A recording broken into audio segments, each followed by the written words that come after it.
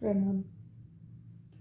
आज फिर से मैं निगेटिविटी पर ही बात करूंगी।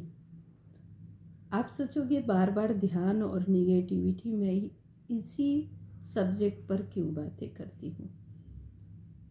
तो सबसे पहले तो जब तक हम अपनी निगेटिविटी को हटा नहीं पाएंगे, समझ नहीं पाएंगे, देख नहीं पाएंगे, तो हम एक कदम भी अध्यात्म में आगे नहीं बढ़ सकते हैं।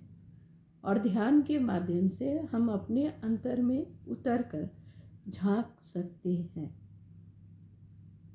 और मैं बार बार यही कहूँगी कि दूसरे को छोड़कर आप स्वयं का निरीक्षण करो, स्वयं को देखो। जितनी जल्दी हम सब ये सीख लें खुद को देखना, हमारे लिए उतना ही सफ़र आसान हो जाएगा। परमात्मा तो बहुत दूर की बात है, आत्मज्ञान भी बहुत मुश्किल है। कई बार परिस्थितिवश या आसपास जो भी हमारे साथ घटित होता है, हम सारी निगेटिविटी को अपने अंदर समाहित कर लेते हैं और हमें जानकर उसी को उखाड़कर फेंकना है पूर्ण रूप से। दूसरों के द्वारा दिए हुए दर्द, परेशानी या जो भी है, जब तक हम अपने अंतर में उतरकर उस चीज़ को देखेंगे नहीं, तो हम उन परिस्थिति में आए हुए लोगों को माफ़ नहीं कर पाएंगे। हम साक्षी भाव से अपने आप को अगर अंतर में उतर कर देखेंगे तो उस परिस्थिति में अपनी कमियों पर भी ध्यान जाएगा। हमारी क्या गलतियां थी। दूसरों की गलतियों को नज़रअंदाज करते हुए अपनी गलतियों को ठीक करना बहुत ज़रूरी है। जो बेहद नकारात्मक इंसान होते हैं, मैंने पाया है, देखा है करीब से, वो अपनी बुराइयों को कभी छोड़ने के लिए तैयार ही नहीं होते हैं। तो अगर आप अच्छे इंसान हो तो आपने अपनी अच्छाई को कैसे छोड़ दिया। वो लोग तो कभी अपनी नकारात्मकता को नहीं छोड़ते। छल, कपट, प्रपंच, धोखा, इस्तेमाल करना, हर विद्या के वो माहिर होते हैं। लेकिन बात है कि संसार में हर जगह आसपास तो यही हो रहा है। तो हम किस किस को अपने दिल में बसा कर रखेंगे। छोड़ते जाना है। उन्हें माफ़ करने का भी एक तरीका है, बहुत आसान तरीका है। ये बरसों पहले मैंने जाना। जब आप किसी को माफ़ नहीं कर पाते हो तो आप खुद को दया और करुणा भाव में लाओ और उस इंसान को ऐसे समझो कि पतन में तो हम सभी हैं, हम सभी गिरते जा रहे हैं। तो उस इंसान के बारे में बस इतना सोचो कि वो बेहद अज्ञानी है और हम उससे अगर 2 कदम आगे हैं या 4 कदम आगे हैं तो वो भी आएगा। सबका मार्ग एक ही है।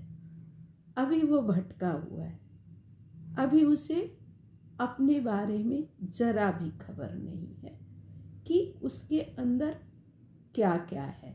क्योंकि अक्सर हम इंसान अपनी सारी गलतियों पर एक पर्दा लगा देते हैं और अपने अहंकार के द्वारा ये समझते हैं कि नहीं, मैंने जो किया वो बिल्कुल सही था और मुझे ये करना चाहिए था। अहंकार जो है हमारा सबसे बड़ा शत्रु है और वो हमें झुकने नहीं देता, वो हमें माफ़ नहीं करने देता, वो हमें अपनी गलतियों को सुधारने ही नहीं देता। तो आप सब बस उन सारी परिस्थितियों को समझें और कोशिश करें।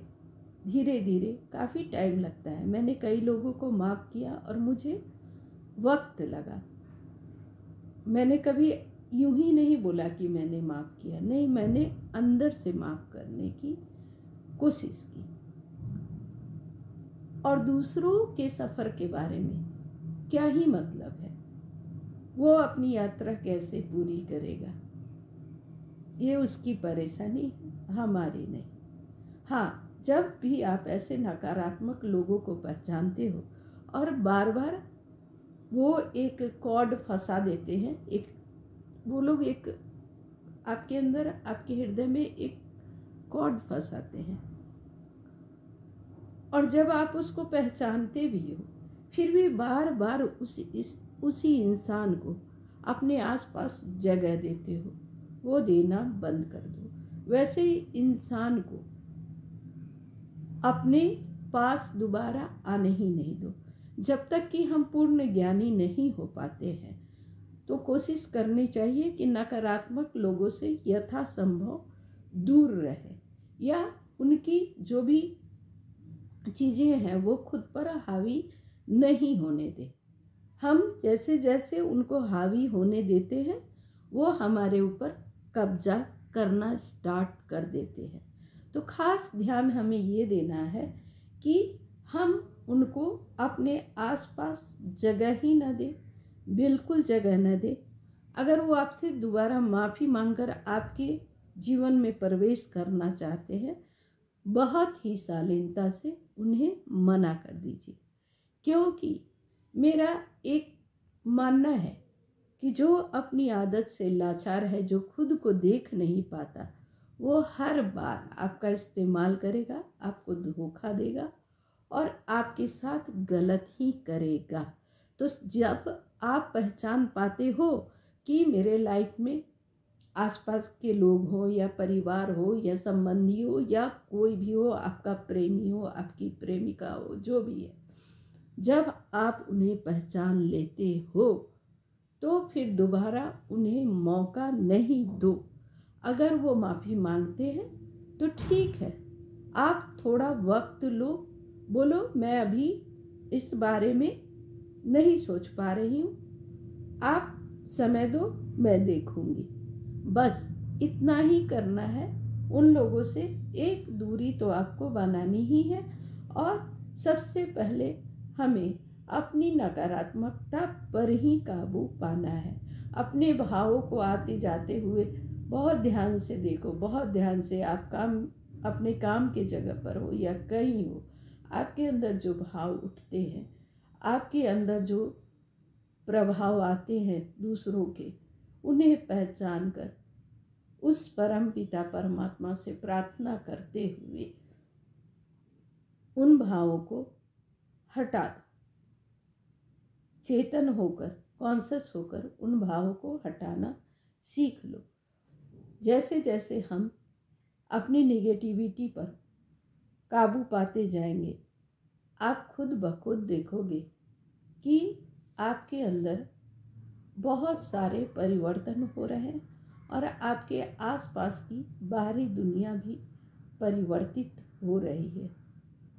मेरी बातों को ठीक से समझने का आप लोग प्रयास करें। मैं बहुत सरल भाषा में बता रही हूँ और ध्यान से देखें।